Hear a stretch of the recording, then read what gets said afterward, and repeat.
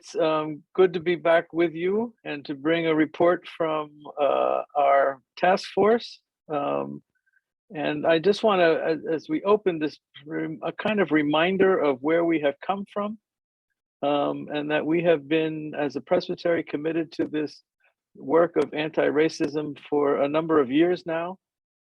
Actually began in March of 2019, 3 years ago, when we first had Crossroads work with Presbytery leadership and Roundtable and Committee on Ministry, and some other folk were there on our first effort at training and understanding what it's all about.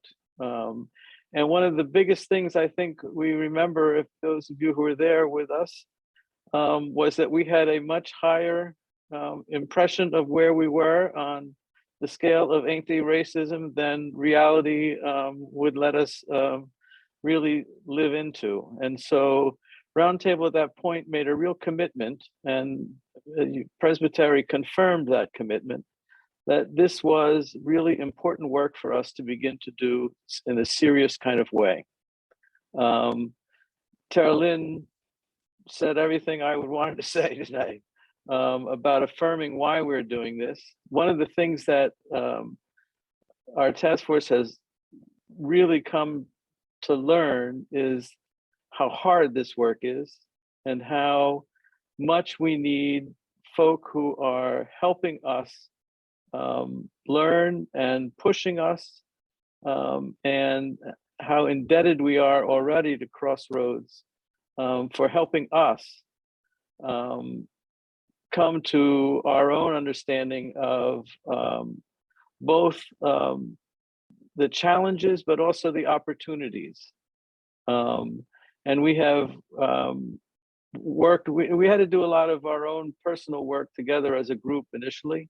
And now we're at a kind of pivot point where we're really looking to expand the process and to invite many more of you, all of you absolutely were welcome into this journey. And it's a journey that is overly ripe for the time. And as I have said to my own folk in Stanford, if the church is not in the leadership of becoming anti-racist, then we better just shut down and do something else. Because if the church can't lead, we're in big trouble. And so I just want to remember that this is something that we have committed to as a presbytery. And now we really want to get you also on board with us and supply you with some opportunities that Jenny is going to speak about and lay out for you. Thank you so much, David. Yeah, we were reminded and reflecting in our last anti-racism meeting, when just reflecting on the year, that Christ was always helping to move our hearts and our heads. Our hearts and our heads and our hands. And we are excited to be starting a new contract with Crossroads, where we think we're going to have opportunities to do all three of those things in our learning, in the softening and emboldening of our hearts, and also figuring out where we can use our hands as individuals, in our own churches, and as a collective of the presbytery to move together. So thank you so much. I am going to screen share our contract with Crossroads, which you all have access to as well. But I figured that would be just a great way so that you can be tracking with me as I just briefly talk us through what to expect. So Jessica Vasquez-Torres, who has been with us since the beginning with Crossroads, will continue doing leadership coaching with the Presbytery staff. And this has been phenomenal in both helping them with that head and heart work, but also being available to help when things come up, whether it's opportunities, whether it's realizing like, wow, we thought this was a good idea and it actually isn't, or, oh, this is something I would have thought about, but maybe it relates to how we can can be more inclusive or more justice centered. And them having access to her has been phenomenal in being able to problem solve on the ground. So that will continue. There are also some visioning and aims conversations that are going to come up. This is essentially Roundtable and the anti-racism team and the staff will be getting together next month and the month after to really check in about where we are and where we think we want to be going. In service of this, the anti-racism team has been holding one-on-one conversations with a number of you, and we would love to have conversations with even more of you to hear what your experience has been. One of the fun questions we've been asking is, where would you dream our presbytery could be in 50 years? What would that look like?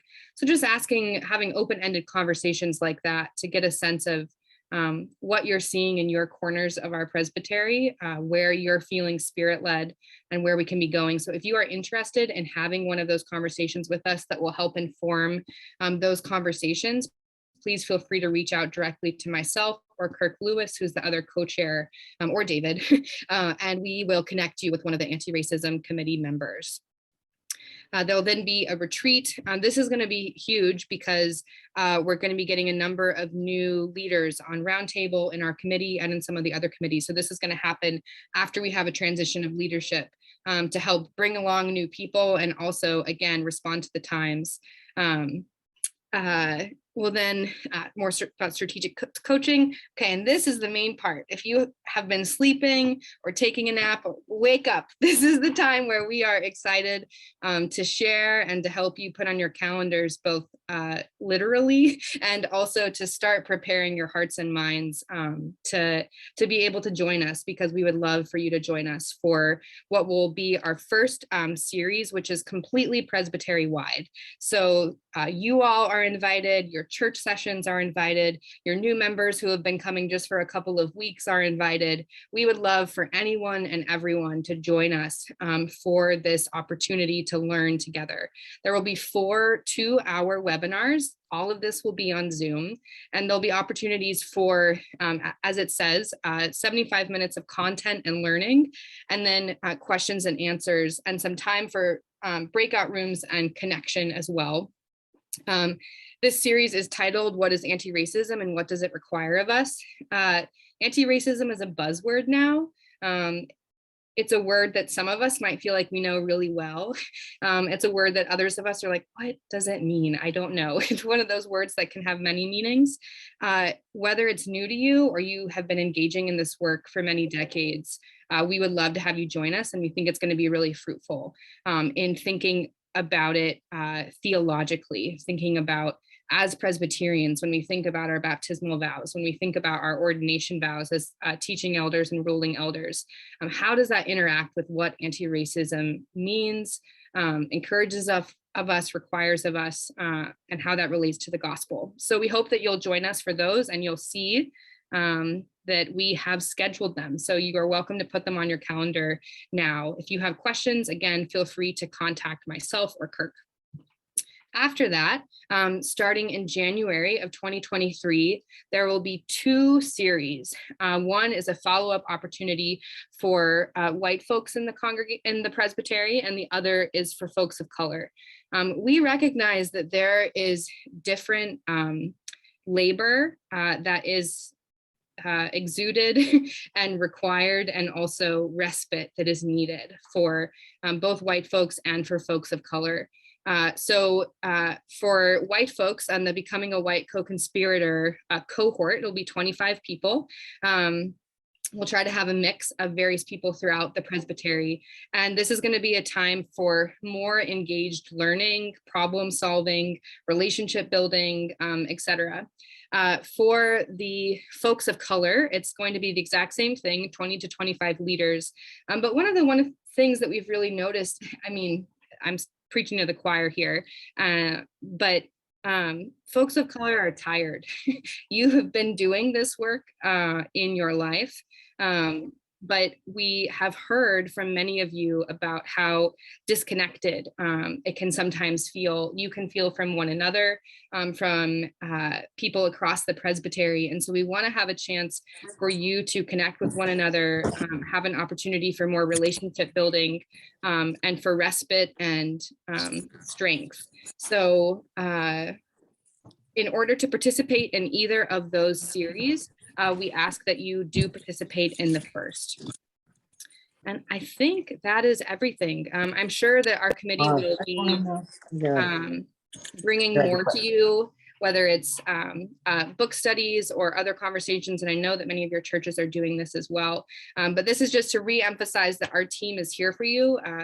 Feel free to ask us questions, bring problems to us, bring ideas that you have. We would love to hear. And we're also excited to just bring more conversation to the presbytery. And I think we briefly wanted to open up for a time of if anyone had any questions, and notice that there is also an FAQ document that we made for some of the most frequently asked questions we thought might come up that we wanted to address. But David and I are here if there was anything else.